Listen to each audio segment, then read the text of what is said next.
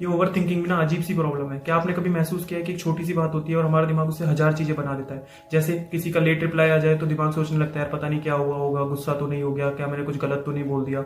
Interview का call आ जाए तो इंटरव्यू के हुए बिना ही हमारा दिमाग पूरा इंटरव्यू खुद ही कंडक्ट कर देता है। रात को सोने जाओ तो दिमाग उस टाइम पे सबसे ज्यादा शांत होना चाहिए, लेकिन उस टाइम पे सबसे ज्यादा माइंड एक्टिव हो जाता है।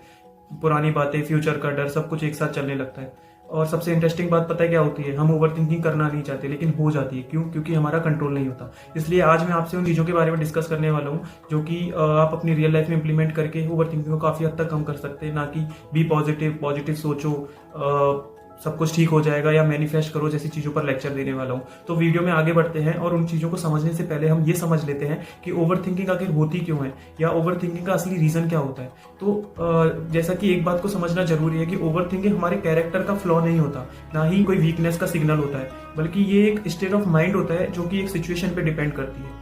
जैसे फैन, दिमाग जो है वो एक फैन की तरह होता है। जब रूम का टेम्परेचर बहुत ज्यादा होता है तो फैन की स्पीड बहुत तेज होती है, लेकिन जब रूम का टेम्परेचर नॉर्मल होता है तो हम फैन की स्पीड को कम कर देते हैं। ठीक वैसे ही हमारा माइंड भी बिहेव करता है कि जब स्ट्रेस होता है, काम पेंडिंग होता है या फ्यूचर क्लियर ना दिख रहा हो या फिर हम ज्यादातर टाइम अपना अकेले स्पेंड कर रहे होते हैं, तो हमारा माइंड जो है वो फास्ट मोड में चला जाता है। और फास्ट मोड में दिमाग का सिर्फ एक ही काम होता है, सोचना, एनालाइज करना और इमेजिन करना। और जब इस तरह की चीजें वो एक लिमिट से ज्यादा होने लगती हैं या हमारे कंट्रोल से बाहर होने लग जाती हैं, तो इसी को हम ओवर थिंकिंग का नाम दे देते हैं।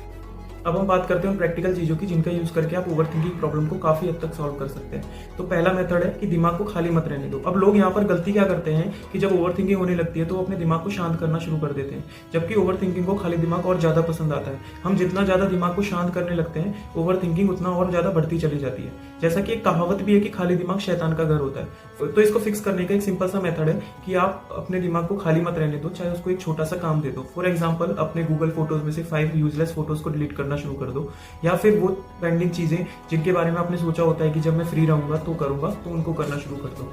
बेसिकली कहने का मतलब है कि आप अपने दिमाग को खाली मत रहने दो, क्योंकि जब आपका दिमाग खाली रहता है तो वो थॉट्स को जनरेट करना शुरू कर देता है, और वो थॉट्स कब आपको ओवर थिंकिंग की तरफ ले जाते हैं आपको पता नहीं चलता। तो इस सिंपल से मेथड का यूज करके आप अपनी ओवर थिंकिंग जैसी प्रॉब्लम को काफी हद तक सॉल्व कर सकते हैं। अब हम बात करते हैं सेकंड मेथड की, जो कि है कि दिमाग से चीजों को बाहर निकालना। ओवर थिंकिंग की सबसे ज्यादा प्रॉब्लम इस वजह से भी होती है कि बहुत सारी चीजें हमारे दिमाग के अंदर चल रही होती हैं, और दिमाग का काम होता है चीजों को पकड़ के रखना, ना कि रिलीज करना।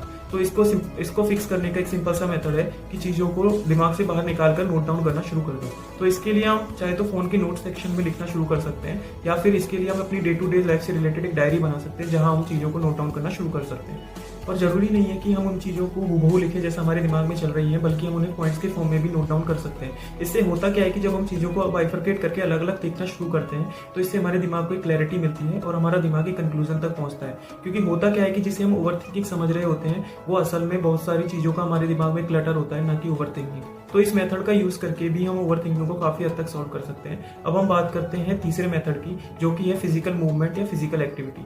बहुत से लोग सोचते हैं कि ओवर थिंकिंग का प्रॉब्लम केवल माइंड का इश्यू होता है, जबकि ऐसा नहीं होता है। फिजिकल एक्टिविटी या मूवमेंट का कम होना भी ओवर थिंकिंग का एक बहुत बड़ा रीजन है।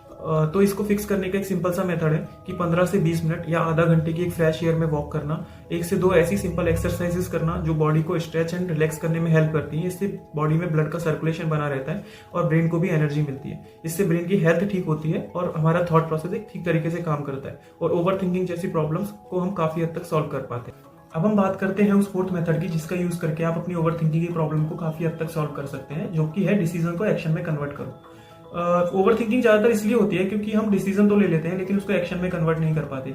और हमारे माइंड का एक सिंपल सा लॉजिक होता है कि जब तक एक्शन स्टार्ट नहीं होता हमारा दिमाग ये मान के चलता है कि काम अभी पेंडिंग है, और जो काम पेंडिंग होता है हमारा दिमाग बार बार घूम के उसी पर वापस जाता है। इसी को हम ओवर थिंकिंग बोल देते हैं। इसको हम एक एग्जाम्पल से समझ लेते हैं। मान लीजिए आपको अपनी जॉब के लिए एक रिज्यूमे अपडेट करना है, और जब तक आप ये सोचते रहोगे कि कैसे लिखना है, परफेक्ट बनेगा या नहीं बनेगा, आज करूं या कल, तो ये इससे आपका दिमाग घूमता रहेगा और ये आपके ऊपर एक प्रेशर ही बिल्ड करेगा और आपके ऊपर एक स्ट्रेस क्रिएट करेगा। लेकिन जैसे ही अगर आपने सिर्फ इतना किया, अपना लैपटॉप खोला, उसमें रिज्यूमे की फाइल ओपन की और कुछ चेंजेस कर दिए, तो इससे माइंड को एक क्लियर सिग्नल मिल जाता है कि हाँ अब काम स्टार्ट हो गया है, और इससे धीरे धीरे ओवर थिंकिंग का प्रेशर कम होने लग जाता है। एक्शन का मतलब ये नहीं होता कि पूरे काम को एक साथ कंप्लीट कर दो। एक्शन का मतलब ये होता है कि बस काम को स्टार्ट कर दो। इस तरह से ये 4 चीजें हैं जिनका यूज करके आप अपनी ओवरथिंकिंग की प्रॉब्लम को काफी हद तक सॉल्व कर सकते हैं। ओवरथिंकिंग कोई वीकनेस नहीं होती, बल्कि एक सिग्नल होता है कि हमारा माइंड ओवरलोड हो चुका है। और जब हम इस तरह के सिंपल स्टेप्स एंड छोटी छोटी चीजों को फॉलो करना शुरू कर देते हैं तो ये एक हमारी हैबिट्स का पार्ट बनने लग जाते हैं और एक कंट्रोल हमारे अंदर बिल्ड होना शुरू हो जाता है। अगर इस वीडियो से आपको थोड़ी सी भी क्लैरिटी मिली हो तो इस वीडियो को लाइक कीजिएगा और ज्यादा से ज्यादा शेयर कीजिएगा, जिससे ये वीडियो उन लोगों तक भी पहुंच सके जो सच में इस तरह की प्रॉब्लम को फेस कर रहे हैं और आपके एक शेयर से उन लोगों की लाइफ में कुछ पॉजिटिव चेंज आ सके। ऐसे ही और भी वीडियोस के लिए आप मेरे इस YouTube channel mindset stories with NK से जुड़े रहिए, जहां हम उन real life concept and systems को समझने का प्रयास करते हैं जो कि एक हैप्पी एंड मीनिंगफुल लाइफ जीने के लिए जरूरी होते हैं। धन्यवाद।